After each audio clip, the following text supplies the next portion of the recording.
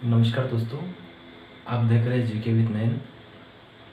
आज से हम भूगोल की नई सीरीज चालू कर रहे हैं जिसका पहला पार्ट है ये। तो सबसे पहले भूगोल की बात करते हैं हम। भूगोल जिसे हम जियोग्राफी भी इंग्लिश में, जियो बना है, जियो प्लस ग्राफी दो शब्दों से मिलकर बना है।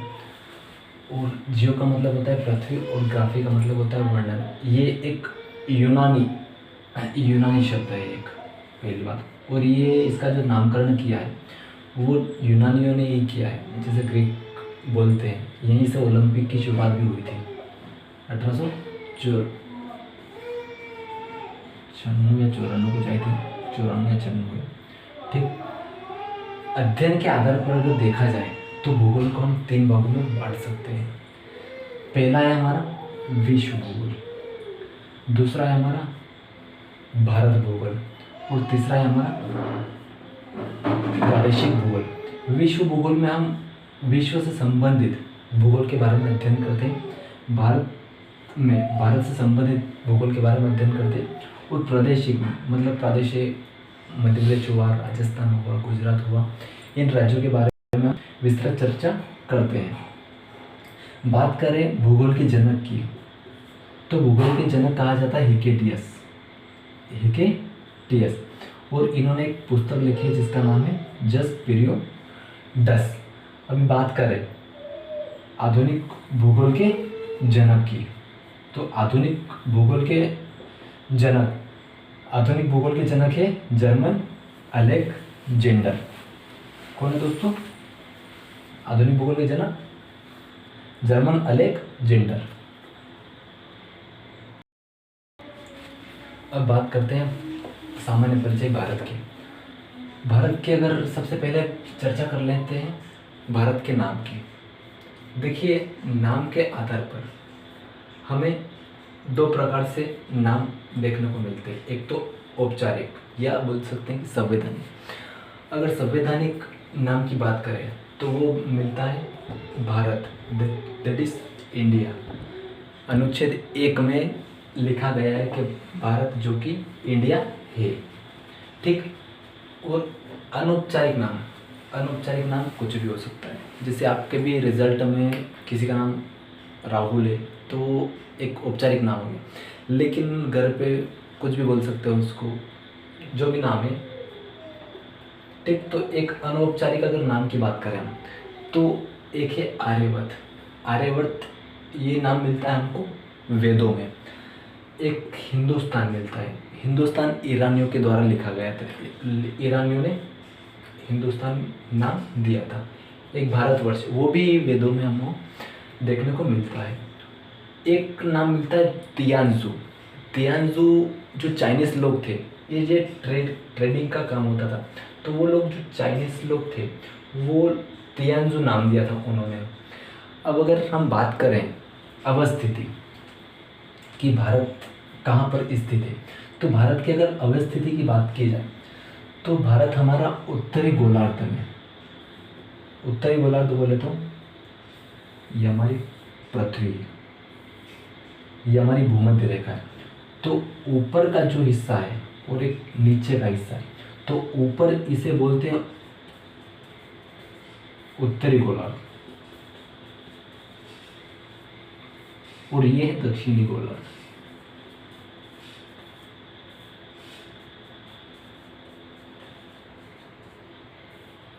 तो हमारा जो भारत है वो यहाँ इस उत्तरी गोलार्ध का हिस्सा है। अब बात करते हैं पूर्वी देशांतर की। पूर्वी देशांतर क्या है? ये हमारी पृथ्वी है, ये हमारी भूमध्य रेखा है। ये जो लाइन है इसको बोलते हैं हम जीरो लाइन। इधर पश्चिम है और इधर है पूरब। ये खड़ी जो लाइन है इसको बोलते हैं हम देशांतर रेखा। तो ये जो हमारा भारत यहाँ पर है, तो ये है पूर्वी देशांतर में स्थित। ठीक। और इधर का पश्चिमी देशांतर, जैसे अमेरिका हुआ हमारा, तो अमेरिका हमारा पश्चिमी देशांतर में स्थित है। उसके बाद में हमारा जो अब उसके बाद आता है महाद्वीप। तो महाद्वीप हमारा है एशिया, और एशिया में दक्षिण में हमारा भारत देश पड़ता है। अगर फिर बात करें तो एक उप महाद्वीप भारत, जो भारतीय उप महाद्वीप है, भारतीय उप महाद्वीप में जैसे हमारा बांग्लादेश,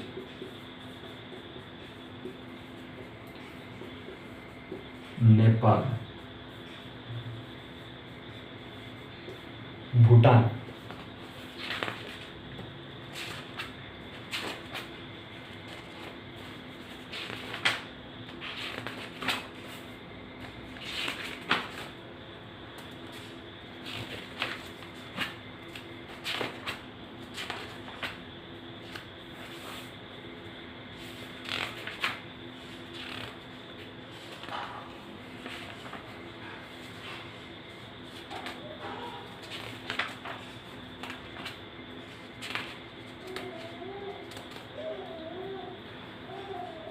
और पाकिस्तान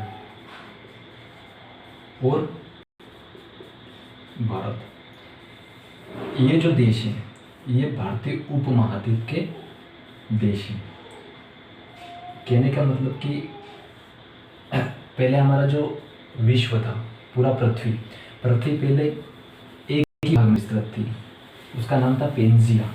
क्या कहते थे उसको? और पेंजिया के फिर दो टुकड़े हुए, उसको एक अंगारा लैंड था, एक गोंडवाना लैंड था। उस गोंडवाना लैंड का जो भाग है, वो गोंडवाना लैंड का भाग है भारतीय उपमहाद्वीप, जो यूरेशियन प्लेट से सटा हुआ है। अभी यूरेशियन प्लेट से सटा हुआ है, लेकिन ये यूरेशिया का भाग नहीं है। ये जो दक्षिण अफ्रीका है, वो दक्षिण अफ्रीका से ऊपर खिसका हुआ है, जहाँ पर भारतीय उपमहाद्वीप है, वहाँ कभी 33 सागर हुआ करता था। ठीक है दोस्तों, तो ये हो गई हमारी अवस्थिति की बात। अब बात कर लेते हैं अक्षांश रेखा की। तो अक्षांश रेखा पृथ्वी के केंद्र से मापी गई कोणीय दूरी अक्षांश रेखा कहलाती है। पृथ्वी, जैसे ये हमारी पृथ्वी है और ये हमारा केंद्र है, तो यहाँ से यहाँ तक ये तो हो गया 0, लेकिन यहाँ से जितनी भी रेखा बनेगी ये सभी काल्पनिक रेखा है, वास्तविक रेखा नहीं है। तो इन रेखाओं को क्या कहा गया है? इतनी इधर भी और इतनी इधर भी, ये यहाँ पर 90 डिग्री। तो इन काल्पनिक रेखाओं को, ये है हमारा स्थल, ठीक। तो पृथ्वी के केंद्र से स्थल की ओर मापी गई कोणीय दूरी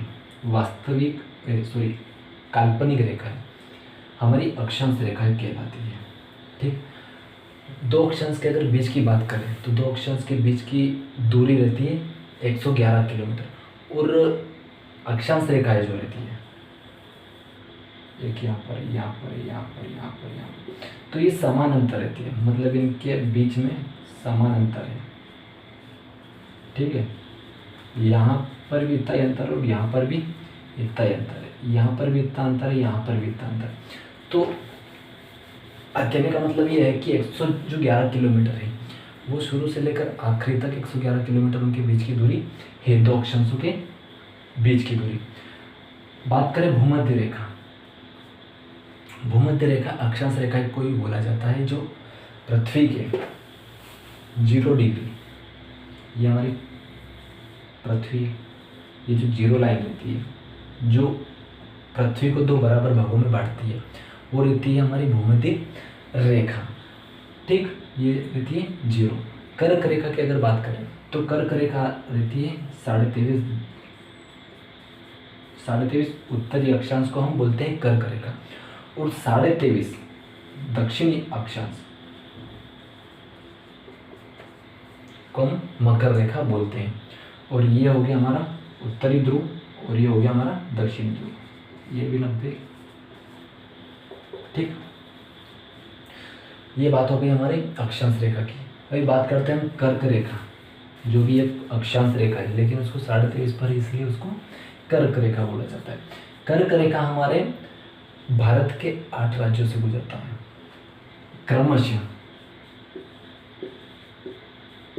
क्रमशः अगर बात करें तो हमारा सबसे पहले लगता है गुजरात।